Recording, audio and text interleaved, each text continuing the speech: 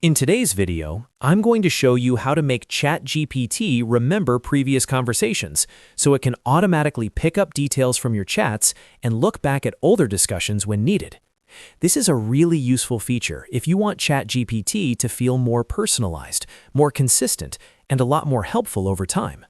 Whether you're using it for content ideas, work, research, or everyday tasks, turning this on can make your experience much smoother. And if this video helps you out, make sure to hit that like button and subscribe for more easy tutorials just like this. All right, let's jump right in.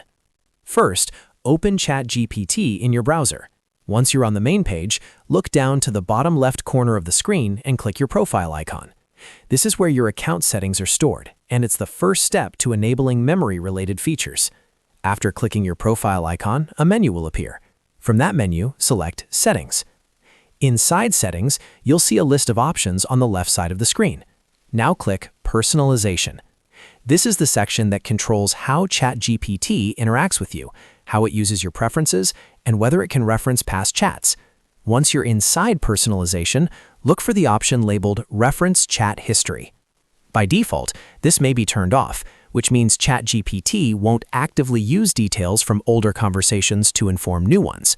To change that, simply toggle Reference Chat History to On.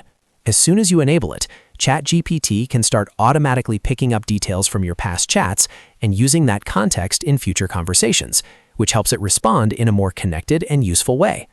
If you don't see the option right away, double-check that you're in the correct personalization menu and that you're signed in to the right account. Sometimes settings can look slightly different depending on your app version or region, but the overall path is still the same. Profile icon, Settings, Personalization, then turn on Reference Chat History. Once that's enabled, you can go back to your chat and continue talking naturally. You do not need to reintroduce yourself every time or repeat details as often. ChatGPT should now be able to use previous conversation context more effectively, which is especially helpful for ongoing projects, repeated questions, or long-term assistance. That's really all there is to it. In just a few clicks, you've made ChatGPT better at remembering your conversation history and using it to help you in future chats.